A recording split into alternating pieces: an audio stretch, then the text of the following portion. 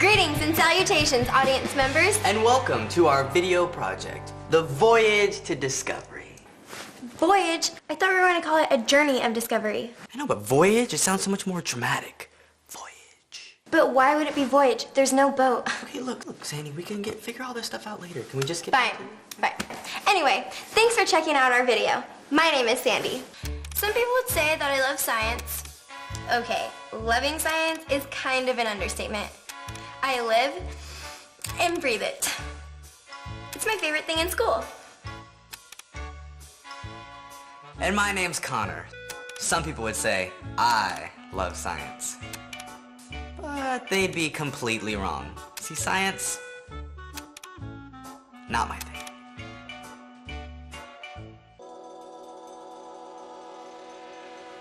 And we're here making this video because of one person. This person. This is a sketch of our science teacher, Miss Blotsky. Now, before you assume we're making fun of her, you should know that Connor here is an amazing artist. Science isn't my thing, but art is. And Connor's drawing isn't an insult. It's actually an incredibly accurate rendering of her likeness. This video was her idea, and it's going to lead us to two of my favorite words. Extra credit. Extra credit. Mrs. Blatzy said if we make a video that helps the students in our class understand something about the environment, then we can score some major points for our final grade. I'm looking for something to take me from that A to an A+. And I'm just looking to pass. So here we are, hoping you'll enjoy our attempts at boosting our GPAs. And the topic that we've been assigned to research and present is, drum roll please, Air pollution. Have you ever looked outside the window and thought, man, our air is really dirty? Mrs. Blatsky connected us with different experts around Kern County, and we're going to talk to each one to figure out what influences air quality here in Kern County. Just as soon as Sandy's dad gives us a ride. My dad? I thought your brother was going to give us a ride. No, my brother's got football practice. Connor, what? Talked about this yesterday. No, we didn't. Yes, we did. No, we didn't. Fine.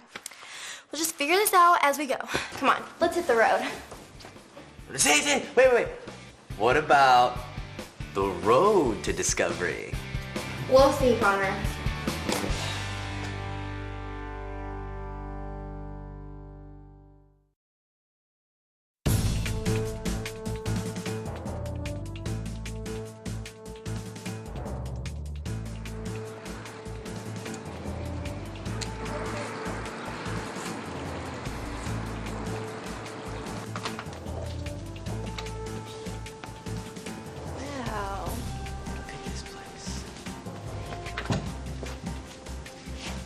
Hey, look, it's Melissa Bremen. She does the morning weather on ABC 23. She reports on air quality a lot, so she's the perfect person to help us with our air pollution video.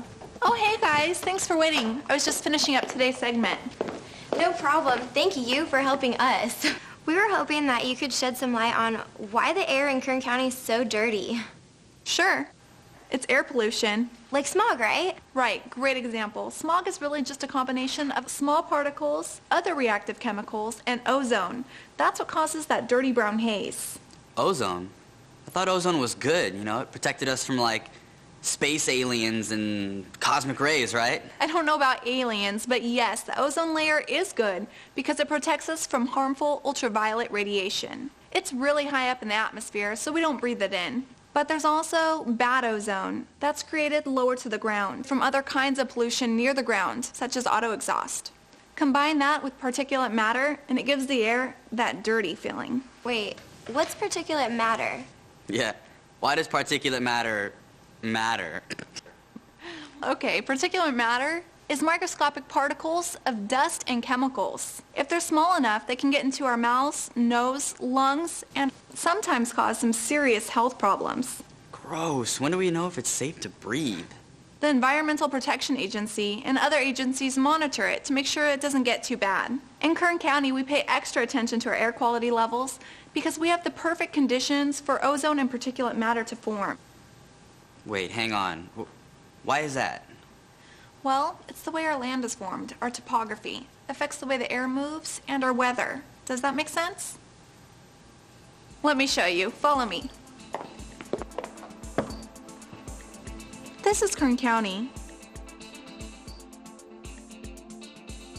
On the west, we've got the Timber Range.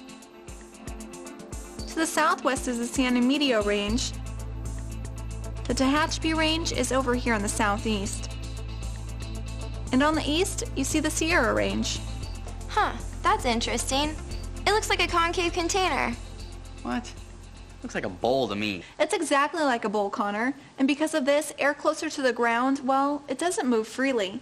And that means less wind to blow away any pollution.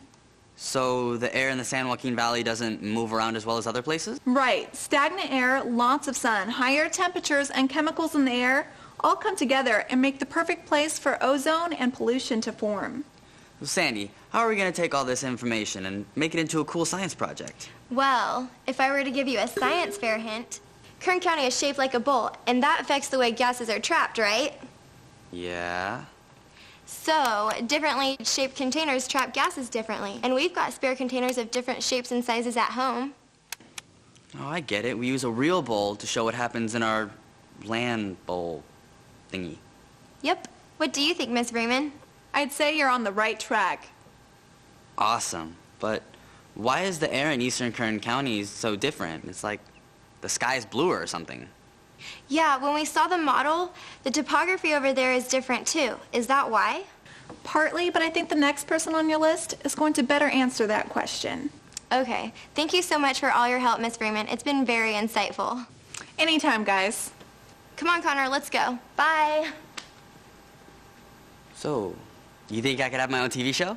Connor, come on. All right, I gotta go.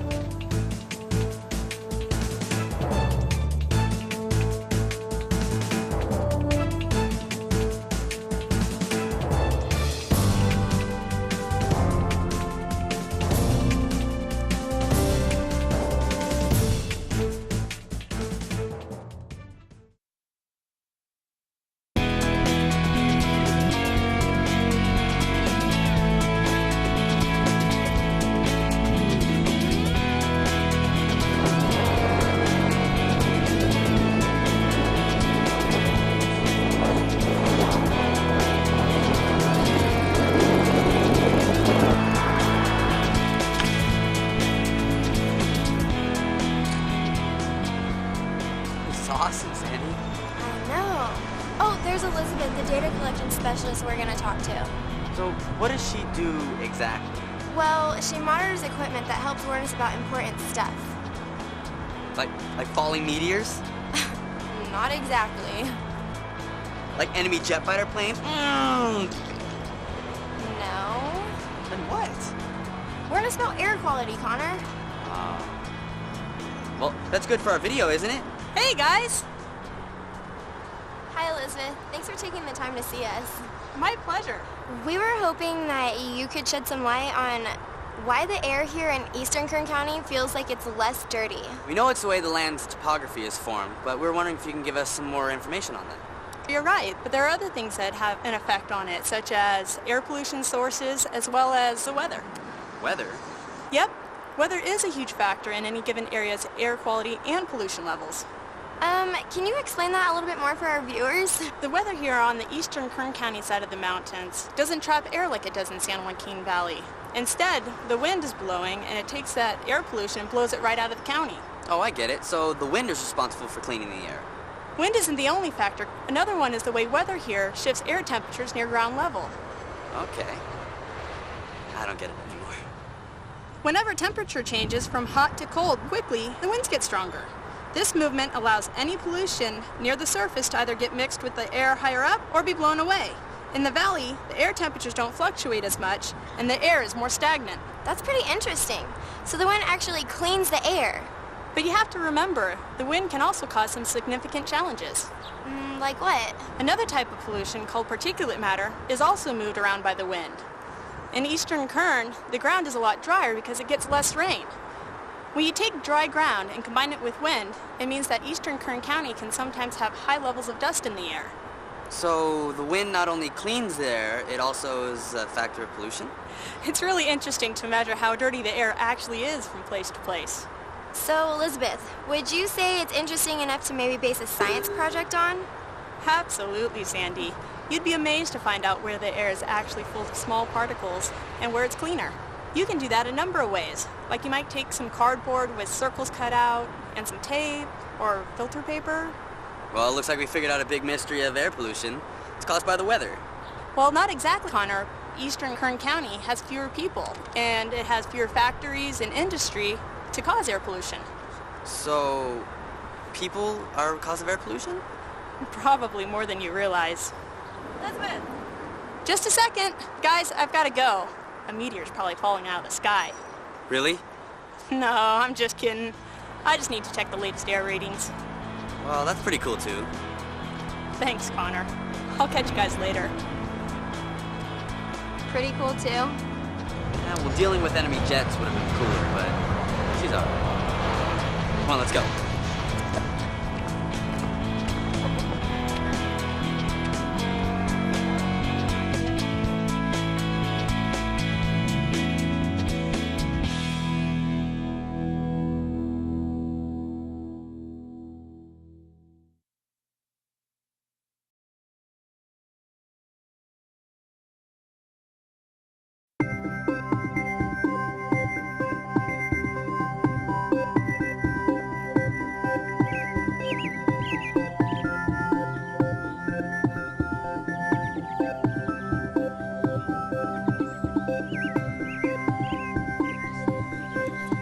Hey, Connor, I found Mr. Havilland. Hey, Connor.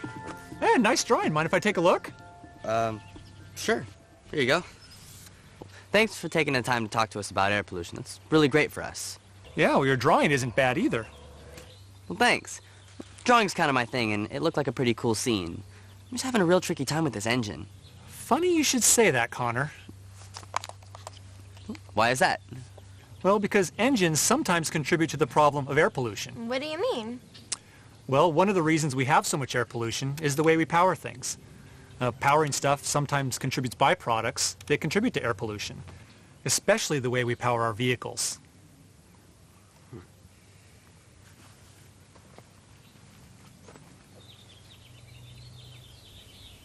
I guess engines can be pretty tricky. Engines are really important. They help entire industries work.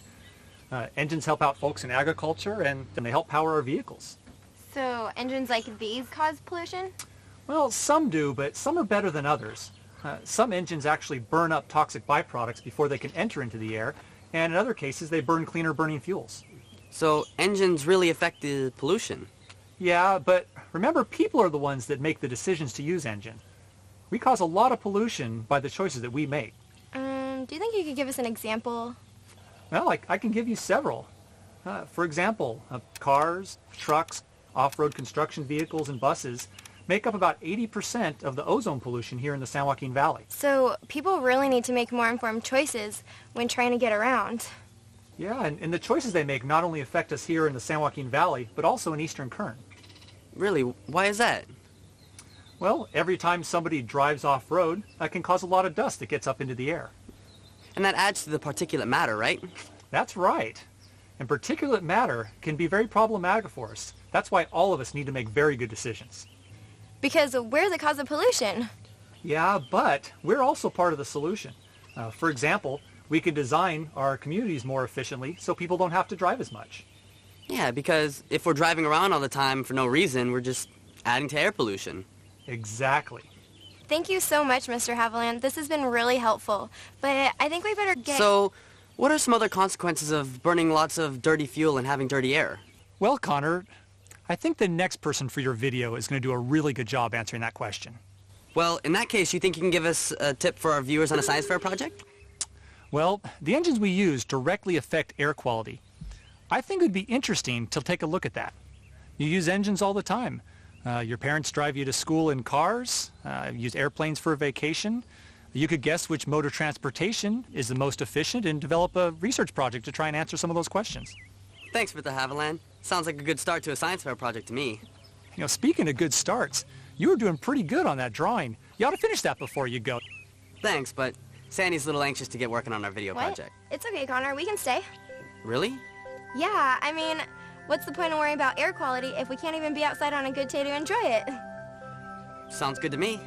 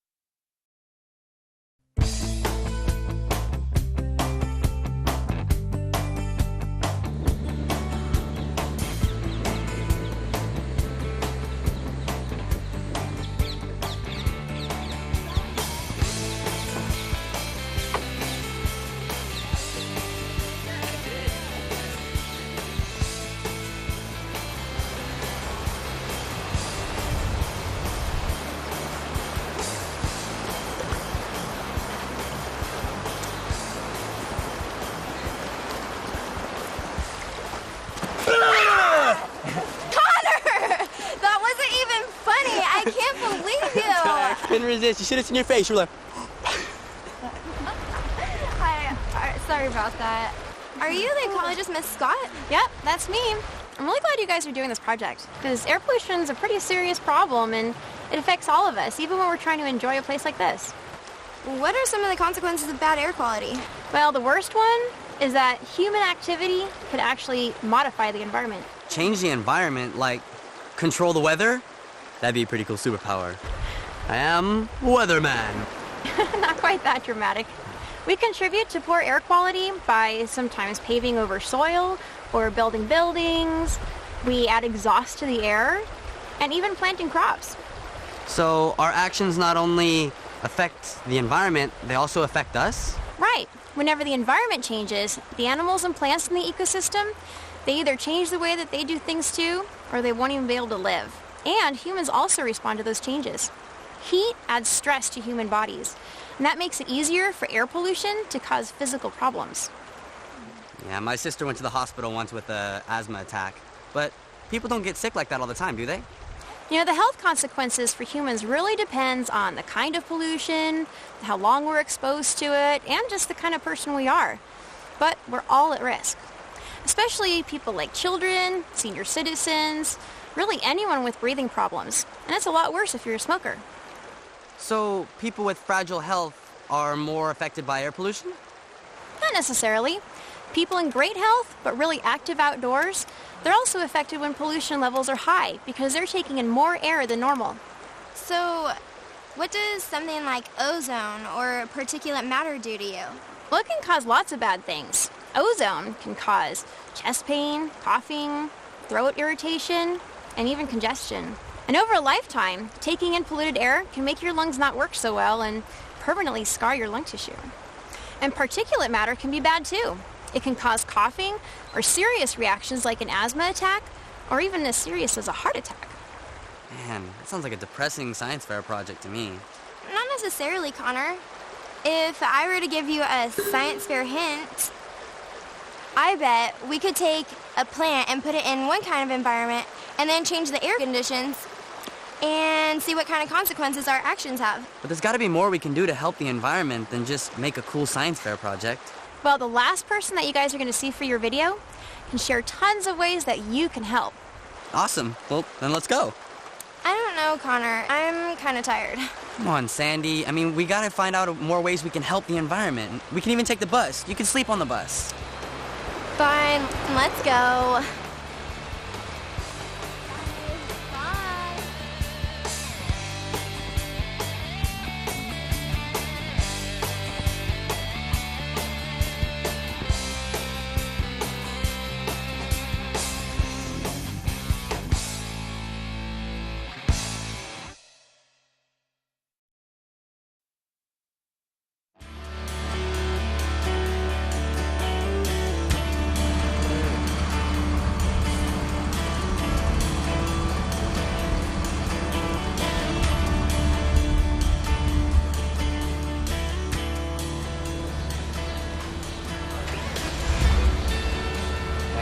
Friend saw these cars. They'd freak. No, and look at all this equipment. Something for everyone. Whatever. I'm gonna go find Mr. Cook so we can finish our video. Yeah, okay. I'll just be over here, you know, looking around.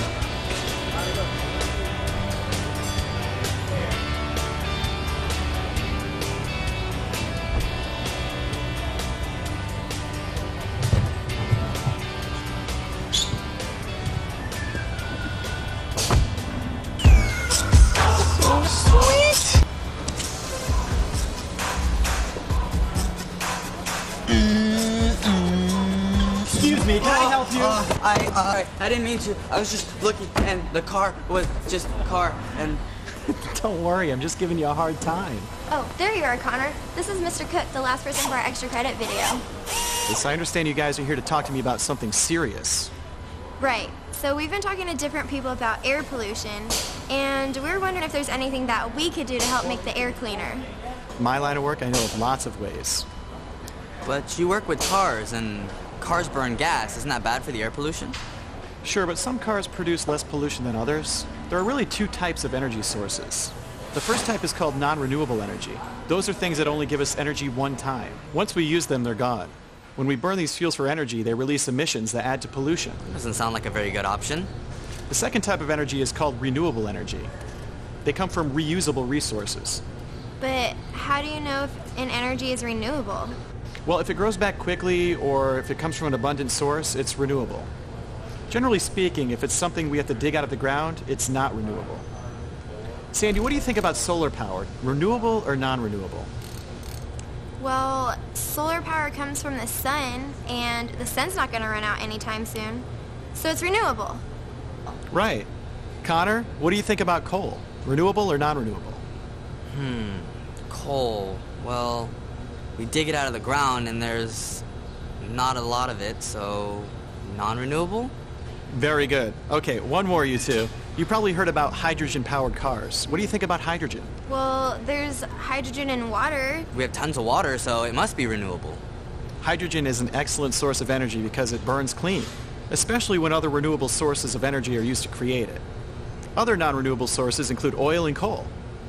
Renewable sources include natural gas, solar energy, wind, water, ethanol, and biodiesel, which is stuff that comes from biological matter like wood, corn, or recycled cooking oil.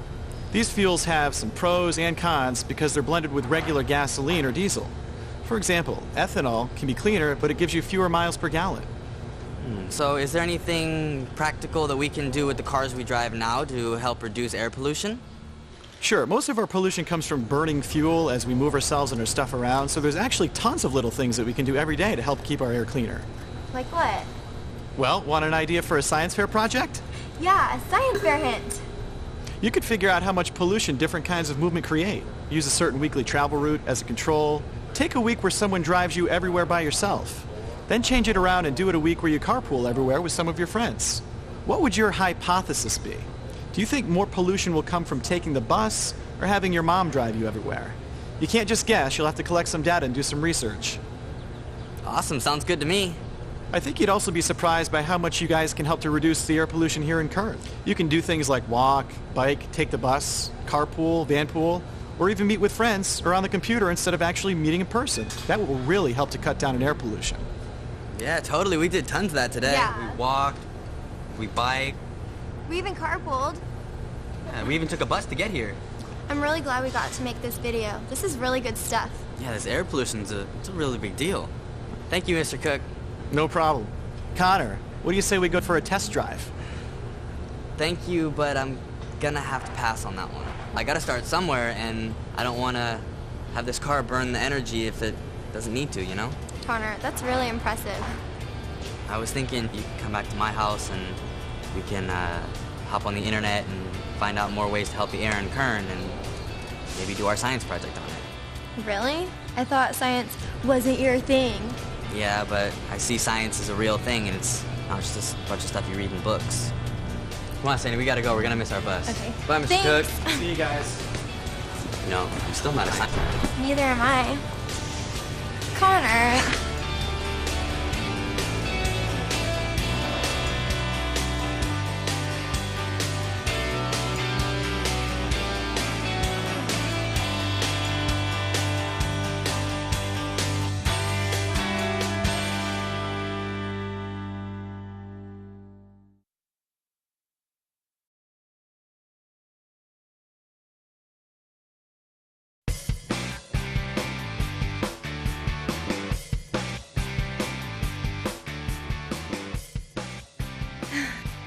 Alright everyone, that's it! We're finished with our video project. We covered a lot of ground and learned a lot of stuff. That's right.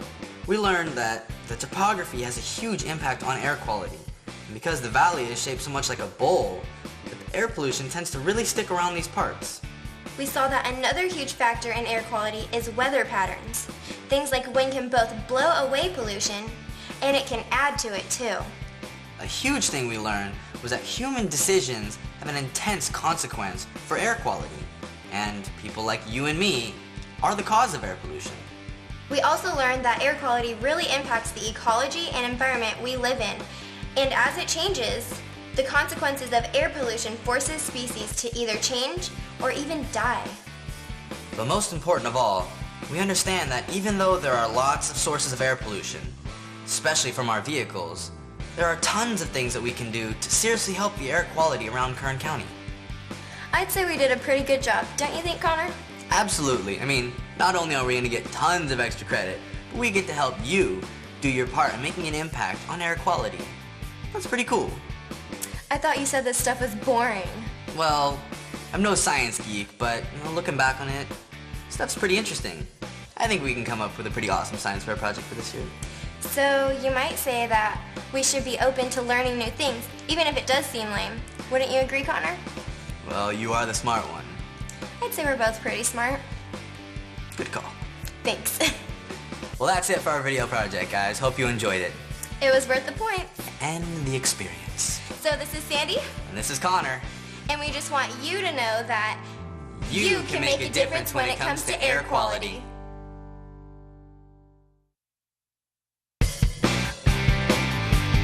Oh my gosh! We almost forgot one super important thing.